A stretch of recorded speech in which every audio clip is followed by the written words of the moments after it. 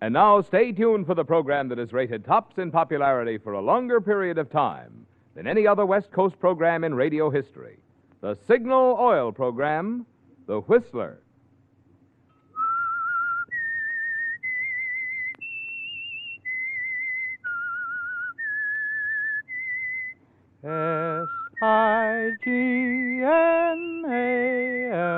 Signal. Signal gasoline. Signal, the famous Go Farther gasoline, invites you to sit back and enjoy another strange story by The Whistler. For extra driving pleasure, the signal to look for is the yellow and black circle sign that identifies Signal service stations from Canada to Mexico. And for Sunday evening listening pleasure, the signal to listen for is this whistle that identifies the Signal Oil program, The Whistler.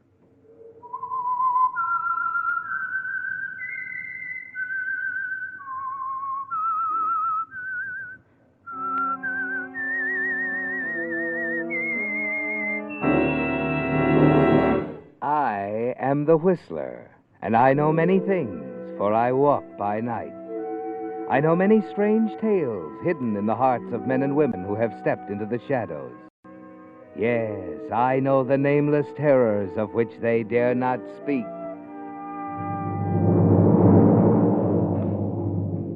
And now for the Signal Oil Company, the Whistler's strange story, The Lady in the Snow.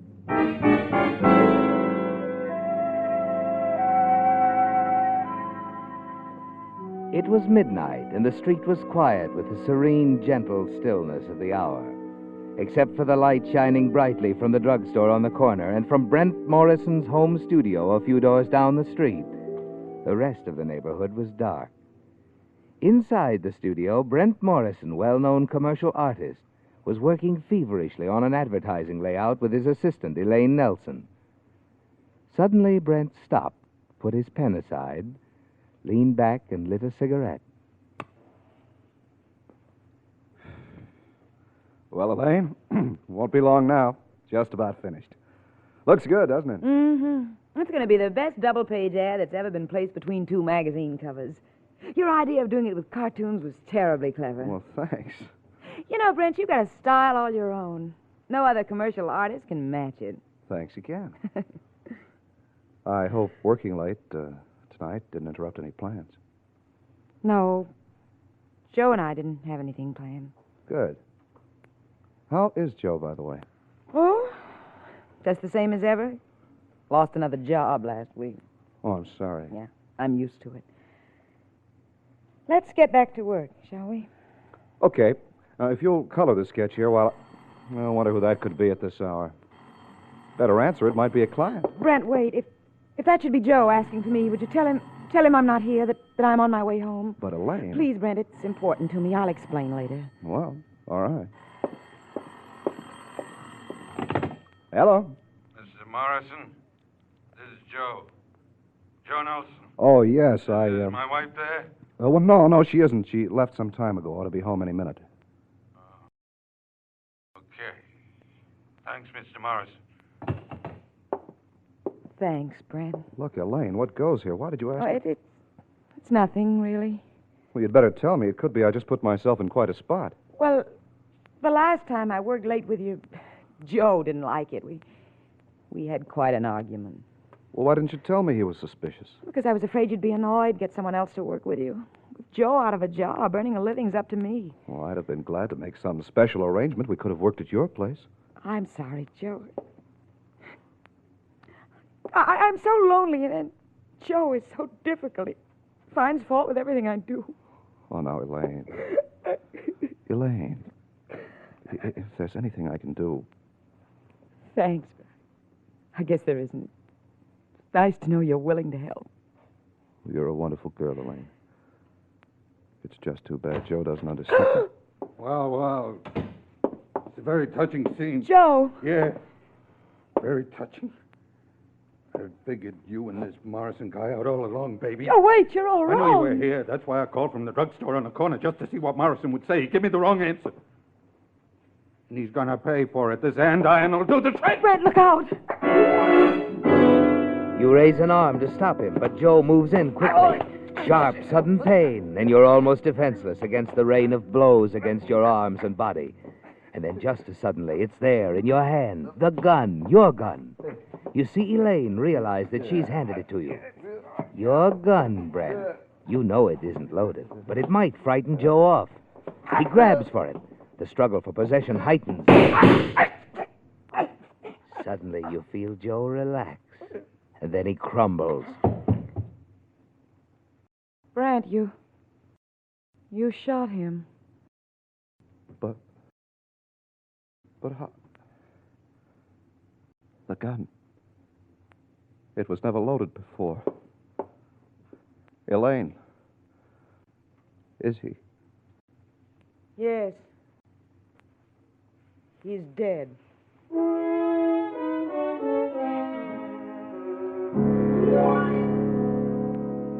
You look down at Joe's lifeless form, and as the gun in your hand clatters to the floor, you wonder how it ever could have been loaded. You blink in amazement, turn from Joe to Elaine. Your mouth forms words to say to her, but the words won't come. She just looks at you, a steady, expressionless stare. And then... Hey, what's going on in there? I heard shots. What happened? I'm so glad you've come. That man there, Mr. Morrison, he just shot my husband. Elaine! It was an accident. It was self-defense, and you know it. Oh, it's no use, Brent. I won't lie for you. Whatever was between us is over now. I can't defend a murderer. This man's dead, all right. Hadn't we better call the police? I've already phoned him, lady. Did it as soon as I heard the shots.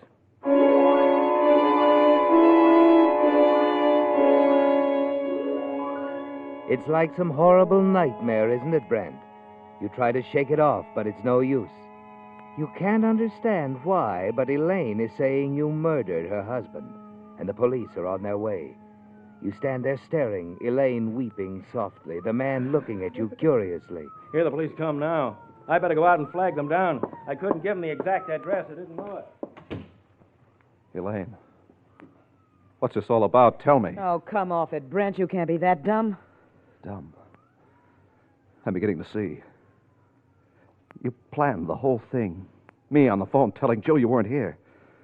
And then when he came, you gave me the gun you loaded without my knowledge. You wanted me to kill him. The police will never know that, Brent. But why? Why did you want Joe dead? Simple. $20,000 worth of life insurance. With $20,000, a girl can live a little. She can do a lot of things. But Elaine, why did you pick on me? You were handy. Besides, I don't like the way you've used my ideas. That's not true, and you know it. You don't think you're going to get away with a brazen frame-up like this, do you? No? Of course I'll get away with it. As you hear the police car stop outside, you suddenly spring into action. Before Elaine can stop you, you're out the door, running down the back stairs. Stop him! He's getting away! Stop him!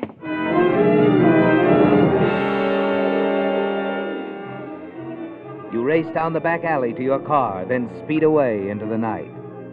As you reach the outskirts of town, you hear the siren again. You know they've picked up your trail. And now you realize it was a mistake, wasn't it, Brent, running away? The gun, your gun, Brent, back there on the floor of your studio, your fingerprints on it. By running, no one will ever believe that you were framed for the murder of Joe Nelson. Several miles later, you turn into a narrow road leading past an old abandoned quarry. The police car is closing the gap between you. And then too late, you remember the sharp curve above the old quarry, the deep pool at the bottom. Your car spins, skids, heads for the steep embankment. Quickly, you open the door, jump, just in time as your car starts its horrible descent toward the quarry pool.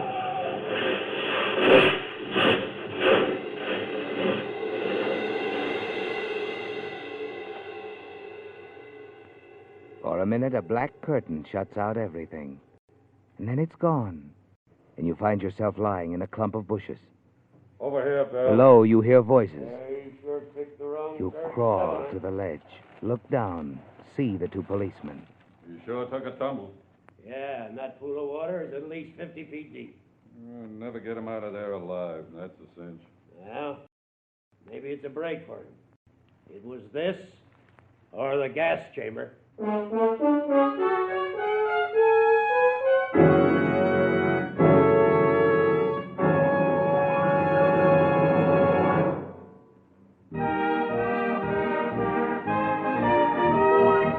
Tonight's $20 Signal gasoline book goes to Helen E. Bryant of Santa Ana, California, for this limerick.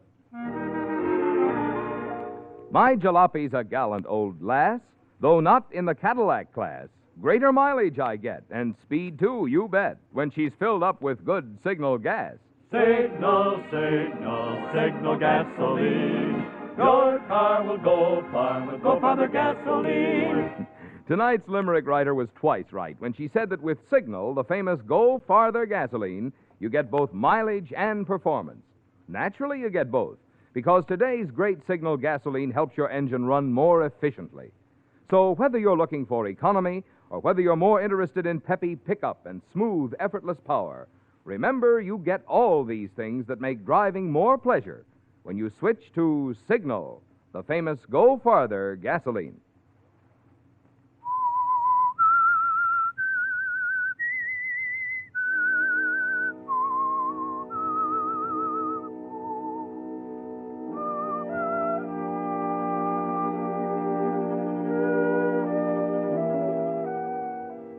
Well, Brent, Elaine's scheme to frame you for her husband's murder worked, didn't it?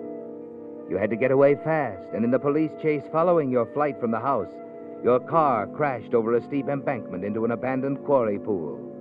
By a miracle, you had managed to jump clear of the car and remained in hiding while the police were at the scene. They believed you went down with the automobile. So now you're free. Until they pull the car out, discover you're not in it. You manage to stagger back to the road, hail a ride in a passing truck.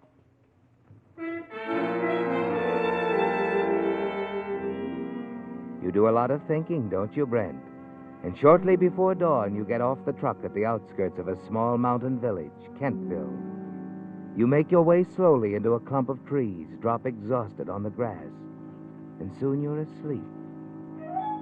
When you open your eyes again, the sun is shining, and there's someone standing over you. Hello. Oh. Hello. What? You're hurt. Your shirt, there's blood on it. It's nothing. I just slipped a while ago. Fell on some rocks, just scratched myself up a little. Oh, here. Here, let me help you up. That's all right. I'll be okay. Oh, you are hurt.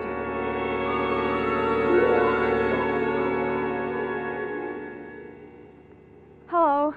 Feeling better now? Yeah, I guess so. We didn't get around to introductions. I'm Claire Lawton. This is Dr. Matthews. He helped bring you here to my house. Hello, son. What's your name? It's Webb, Roy Webb. Good thing Clara found you, Mr. Webb, and called me. You were pretty badly banged up. You'll be okay. Just what did happen, Mr. Webb? What happened? Yes, I'm curious. Well, I'm not sure. You can't tell them the truth, can you, Brent?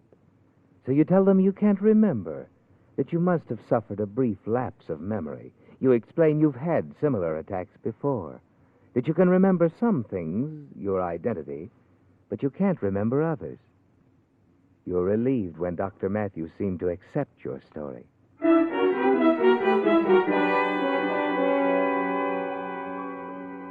The following week, with the help of Dr. Matthews, you find a furnished cottage. You're glad it's inexpensive because you don't have much money with you, Brent. And you realize you can't write a check as Brent Morrison. You're certain the police have already pulled your car out of the quarry pool, discover you've escaped. You've got to hide out now. And Kentville seems a safe place. A few nights later, Dr. Matthews drops in to see you. Feeling better, son? Much better, Doctor. Your memory improving? Well, no, can't say that it is. It's very strange. Look, son, you'd better quit stalling. Stalling? You haven't amnesia. You didn't have amnesia the day Claire found you. You didn't betray the slightest symptoms. Oh, I see. Then why did you let me? Because you were pretty badly hurt, suffering from shock, and you seemed like a nice young man. Now I want the truth. Who are you, and what are you doing here in Kentville? Now you know, Brent. Your story didn't fool Dr. Matthews for a second, and you're faced with a vital decision. You make up your mind quickly. Tell him as much as you dare that you've been framed, involved in a scandal affecting your future. But you don't mention names or the death of Joe Nelson. Why, sounds fantastic. You're not making this up, son. What I've told you is the truth, Doctor. All right, I believe you. So you want to stay on here? Maybe need time to think things out, eh? Yes. That's what I want. I need time to think things out.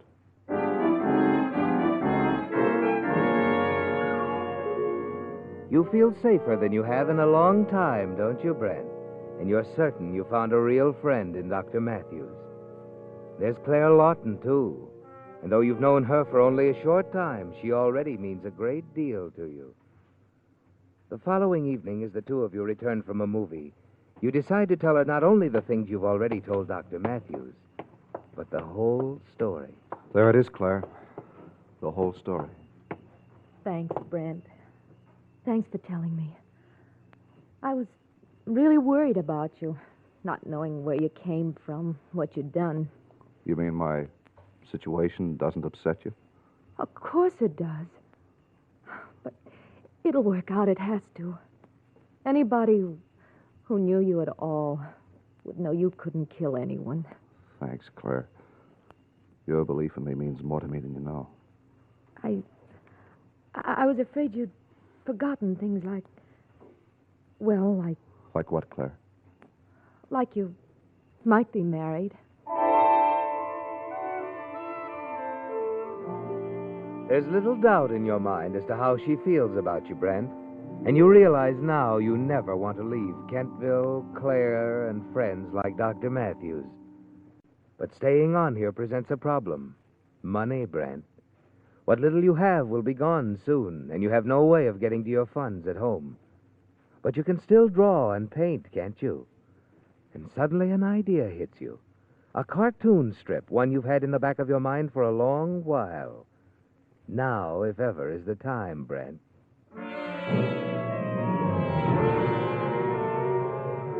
You work feverishly, disguising your style as much as possible. Then, using your new name, Roy Webb, you send the results to a newspaper syndicate in New York. When you receive their reply, a contract, it's even better than you'd hoped. Claire is elated. And as the months pass, you spend more and more time together. You've a bank account now. The citizens of Kentville have accepted you as one of their own. And you wonder if you can't spend the rest of your days here as Roy Webb, cartoonist. And then one evening, as you return to your cottage... Hello, Brent. Elaine. Or shall I call you Roy? Roy Webb. You should have known I'd spot your comic strip, trace you through the syndicate. All right. So you found me. What are you going to do? Turn me in? That depends on you. Joe's insurance money didn't last long, but it was nice while it lasted. I hate to work, you know. I won't have to go back to work, will I? Blackmail, huh? First a frame for murder and now black. I'll make it very easy on you, Brent. $300 a month. That's impossible. Oh, no, it isn't. You forget I know a little about the money in cartoons. I'd like the first payment in a few days. Now, look, Elaine. By the way, I've a new name, too. It's Helen Walsh. You'll have the money by Saturday. Won't you, darling? All right. I'll have it. Fine. I'll be staying here in Kentville for a while. Matter of fact, I rented a small cottage up on the hill.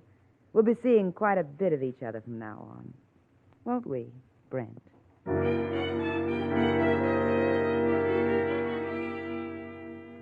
As the weeks pass, Elaine becomes more and more demanding. Insists you take her to dinner, the movies, and the lonely roadhouse on the outskirts of Kentville. And finally, she demands that you increase her allowance to $500 a month. You manage to stall her off for a time.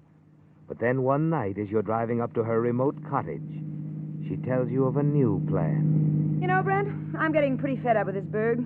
I think it's time I moved on. Palm Springs, maybe. Oh? Isn't this rather sudden, this decision to leave? I guess it is. You're coming with me, of course. Now, wait a minute. I like it here. I know, but I want you in Palm Springs, close by. You and the money. If it's the money you're worried about, I'll mail it to you. You might, for a while. Then you'd miss a payment. I'd come back here and you'd be gone. It might take weeks to find you. Oh, no, darling. Well, perhaps we can work something out, Elaine. At least give me time to think it over. All right. 24 hours. You can think it over that long. Just be at my cabin tomorrow night, Brent. And you'd better decide to go with me.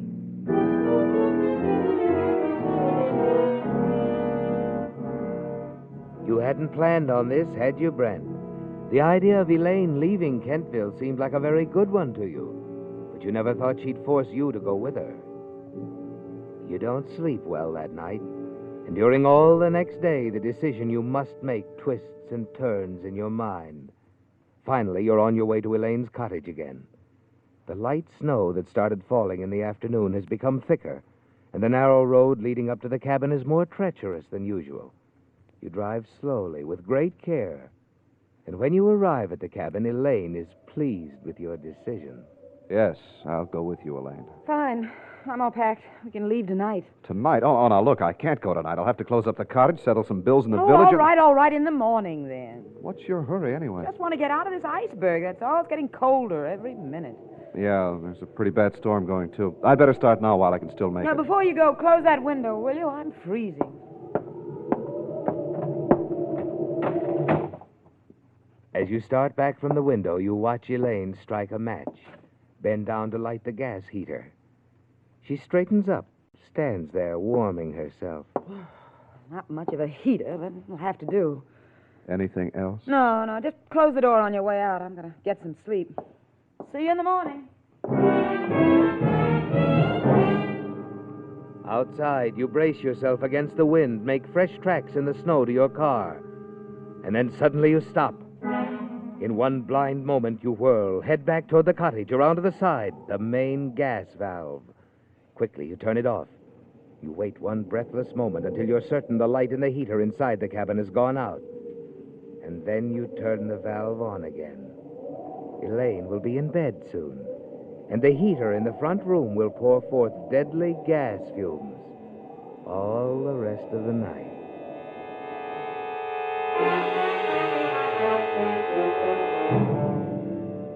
Only after you reach your own cottage do you realize what you've done. You pace up and down, your heart pounding. She deserves to die, doesn't she, Brent? And you keep telling yourself that's the way it's got to be. But it's no use, is it? You can't let her die, can you, Brent? No matter what she's done to you, you know now you can't commit murder. You go out into the storm to your car. You drive crazily up the narrow road again, twisting, swerving dangerously. Your own safety isn't a factor now. Even though Elaine is vicious, threatening, you've got to reach her in time. Only 2 more curves and you'll be there. Your foot is almost on the floorboard now, and as you take the first curve at top speed, a pair of headlights suddenly looms ahead.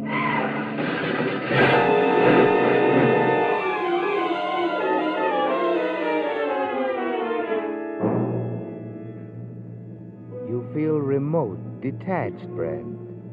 And when you open your eyes, the blur before them clears slowly. It's morning. You stare at the ceiling above you, then down the walls to the bed in which you lie. And there, standing at the foot of the bed, is Claire.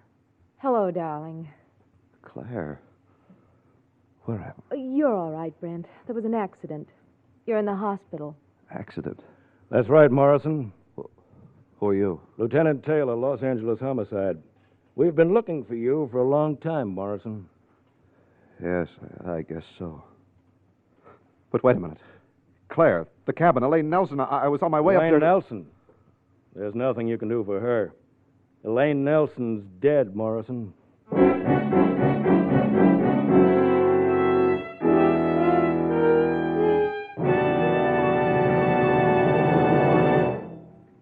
If automobile engines were made of glass, a lot more drivers would certainly switch to Signal Premium Compounded Motor Oil. Through the glass, you would actually see how the scientific compounds in this extra-duty Signal oil help to keep wear down and performance up. In the cylinder head, for instance, you would see how one of these compounds keeps Signal Premium from breaking down under heat, keeps it from forming harmful gum and varnish. Around the piston rings, you would see how a second compound in Signal Premium actually removes carbon. And down in the bearings, you would see how still another compound prevents corrosion. Yes, if automobile engines were made of glass, you'd see the many things Signal Premium does for your motor besides just lubricate. In short, you'd see why, if you want to keep your motor's performance young, you should get your next oil change at a Signal station. Get it changed to Signal Premium Compounded Motor Oil.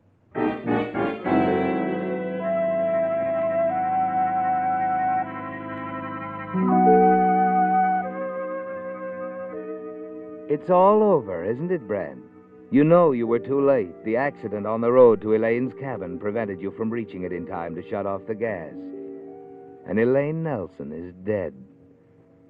Now, in your hospital room, Claire Lawton, the girl you're in love with, is standing by your bed. So is Lieutenant Taylor of Los Angeles Homicide. And you're certain he knows that you're responsible for Elaine's death. There's nothing else for you to do now except tell him the whole story. But you know he won't believe a word of it. As you start to explain... Save your breath, Morrison. We know who did it. We know the whole story. Yes. I suppose you do. As soon as the local police got the facts, they called us. That's why I came. It's all cut and dried. We've got the gun Elaine Nelson was killed with. The gun? I thought it was... Darling, Elaine Nelson was found in the snow several hundred yards away from her cabin last night. She'd been shot to death. Shot to death? She was trying to get away when he caught her. Killed her. He? Who are you talking about? Elaine's ex-boyfriend. She ran out on him after she'd collected her husband's insurance money. He got sore, started looking for him. Her boyfriend? Nick Devens, the guy who ran into your studio the night Joe Nelson was shot. The guy who called the police. But I don't get it. You really caught him for us, Morrison. After Devens killed Elaine Nelson last night, he was making his getaway, driving down the road from her cottage when your car crashed into his. Devens, you mean he... Yes, Brent. He was driving the other car. Wasn't hurt seriously. He'll live to die in the gas chamber. We know now, Morrison, that Devens and Elaine Nelson framed you for her husband's murder the night he was killed in your studio. Devens confessed the whole thing. He did. Yes, darling. Everything's going to be all right for us, after all.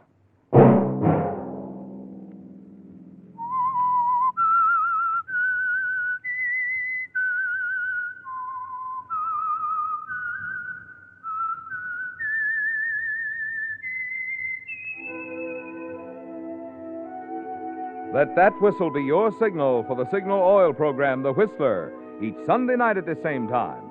Brought to you by the Signal Oil Company, marketers of Signal gasoline and motor oil, and fine quality automotive accessories.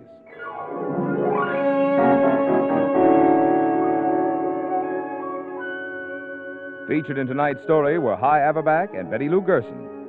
The Whistler was produced and directed by George W. Allen, with story by Nancy Cleveland, music by Wilbur Hatch, and was transmitted to our troops overseas by the Armed Forces Radio Service. The Whistler is entirely fictional, and all characters portrayed on The Whistler are also fictional. Any similarity of names or resemblance to persons living or dead is purely coincidental. Remember, at this same time next Sunday, another strange tale by The Whistler.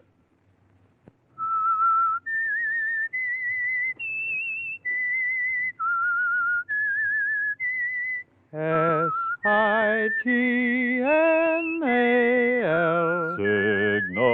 Signal gasoline. Marvin Miller speaking for the Signal Oil Company. This is CBS, the Columbia Broadcasting System. You've been listening to the OTR Gold Network. Find more classic radio at otrgold.com.